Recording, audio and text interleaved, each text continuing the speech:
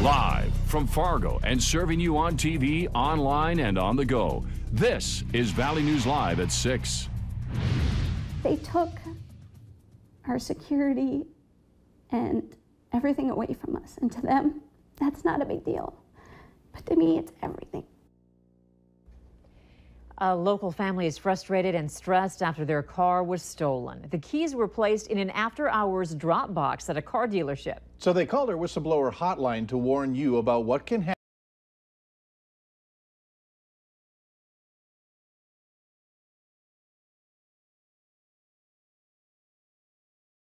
Easier for our work schedules if we don't have to take off work to drop off a vehicle, so we use the night drop boxes. The Dicks say their 2014 Chevy Cruze was dropped off at Gateway Chevrolet in Fargo on Sunday night for a Monday morning appointment back in July. They dropped their keys in the after-hours drop box and thought the next time they saw their ride, they would be taking it home. A few days passed by, and when the couple didn't hear anything about their car, they contacted the dealership. Initially, I thought that it just got moved somewhere on the lot. It was in the way, or it was next up for service, and someone just had lost it. The Dicks didn't get a call because the dealership never got the keys to the car and had no idea that it had been dropped off. We did find out later that day that they didn't have the keys. The keys had been stolen from the lockbox. It's a shock to think, okay, you dropped your car off. You thought you dropped it off in a secure place, and your car's stolen now. The Dicks called Fargo police and reported the car stolen, but Heather says she should have trusted her gut. I probably should not have put it in there, knowing that I could see the other keys. Heather took pictures of the drop box after hearing her car was stolen. Her hand fit into the box, and she even placed a nearby pen standing up from the key catch tray. I put it down so you could see how deep it was, so it wasn't really that deep. The story took a tragic turn when the Dicks were watching Valley News Live and saw their car wrecked and mangled, allegedly by the same people who had stolen it from the dealership. One person died and 2 others were hurt in the crash. The car was totaled and is being held as evidence.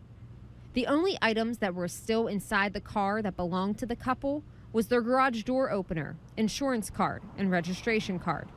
Heather says the thieves even removed the plates and forged a temporary vehicle registration. We never knew we had an issue, I guess, until this did happen. Gateway Chevrolet sales manager John Cole says this is the first incident they've had with the keys stolen from inside their drop box, and they say they service 50,000 cars a year. Cole says the dealership has made significant changes since the situation occurred. It was a fairly big opening. The dealership installed a camera system, and the drop box has received a heavy-duty makeover to prevent thieves from gaining access. And the keys actually dropped down about 3 feet, which would make it impossible to get the keys out. Gateway did offer the family a loaner car until the insurance companies could work things out. But it's a tough lesson learned for the Dick family. I'm very leery now of dropping my keys off in a lockbox. Not only are they out a car, but they're out a graduation gift for their daughter. By the time it was going to be paid off, it was going to be enough time that my daughter would get it for her graduation. Now she doesn't have a graduation card. In Fargo, Ashley Bishop, Valley News Live. Fargo police say the car theft is still under investigation and admit this type of theft is not common. As for who is liable, the insurance companies involved are discussing that and working toward a resolution. And a reminder, if you want to give people a heads up about a potential serious issue in your community, you can contact our whistleblower hotline. Just call 237-6576 and leave your tip. We'll do our best to get to the bottom of it. The owner of 3 Mexican restaurants in Fargo, who has been missing for months, has been found. However, Fargo police are not saying where Rodolfo Romo is. Back in May, family members filed a missing person report. Today, a detective followed up on a lead and had another law enforcement agency make a personal contact with Romo. They verified his identity by his North Dakota driver's license. Romo indicated he was fine and did not want his current location known to anyone. At this point, police do not consider it to be a criminal matter, and the missing person report has been closed. We previously reported that Romo borrowed tens of thousands of dollars and owed thousands to others at the time he vanished and closed restaurant doors. A U.S. District Court judge has temporarily shut down work on the $2.2 billion FM area flood diversion project. Minnesota's DNR and the Joint Powers Authority filed the lawsuit claiming the project went too far and increased the impact on upstream farmers. In his ruling, Judge John Thunheim concluded that Fargo and Moorhead need permanent flood protection and strongly encouraged all parties to work to agree on a flood protection project. Moorhead's mayor said she hoped the ruling will help bring the DNR back to the table to discuss how to move forward on permanent flood protection for Moorhead and Fargo. 3 men have been charged with kidnapping and sexual assault in connection to the disappearance of a 15-year-old girl. The criminal complaints filed against 32-year-old Thomas Barker, 31-year-old Joshua Holby, and 20-year-old Stephen Powers detail the plot that led to the teen being held hostage for a month. It was early August. Sarah Block contacted the Alexandria, Minnesota police saying her daughter Jasmine went missing. Jasmine had not been seen or heard until this past Tuesday. She said she was held captive at Barker's residence most of the time that she was missing, and that he tried to drown her in a bathtub one time, but was unable to finish the job as he suffers from cerebral palsy and lacks strength. Block was able to escape 2 days ago while riding in the back of a pickup inside a zipped-up duffel bag. Now, we have much more on this story. It's on our website. Go to valleynewslive.com. A Fargo man is facing several charges after police say he crashed into a couple tombstones. Police say Dahl Grang was driving recklessly in Riverside Cemetery. Monday, officers were called there to take a report of a car crash with a headstone.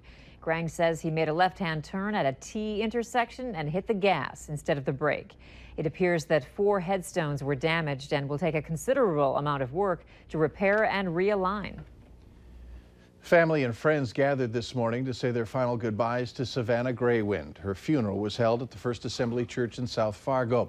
A funeral procession to Sunset Memorial Gardens in South Fargo included a horse-drawn wagon and several riders. We're told a local family donated a custom headstone for Savannah's grave. Graywind was found in her North Fargo apartment last month. Her body was found a week later in the Red River. 2 people, William Hain and Brooke Cruz, have been charged in relation to her death. Another decent day, especially for early September, but there's a change or two headed in this direction. First, let's find out about tonight's forecast. Hutch, what do you have? Well, we definitely have a few clouds out in our Minnesota counties. We have a little cool front that's going to start pushing its way back in from the east, and our wind has already got an easterly component to it here in Fargo. So temperatures will be on their way down. Notice the cool pool of air in the Arrowhead of Minnesota that's heading our way. Southeast North Dakota this evening, mild temperatures slipping through the 70s. And decreasing wind speeds. It will be dry. Likewise for Grand Forks, temperatures will be fairly comfortable this evening. I'll have details on how cool we get tomorrow and look toward the weekend ahead in a moment. All right, thanks, Hutch. Some teams at the University of North Dakota are getting an uncomfortable upgrade. Women's soccer survived at UND after massive budget cuts, but women's hockey did not.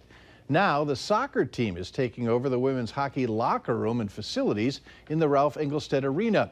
The arena is also removing most women's hockey artifacts from the arena. So they're kind of in an awkward spot being friends with the girls on the hockey team too, to where like, how does that work?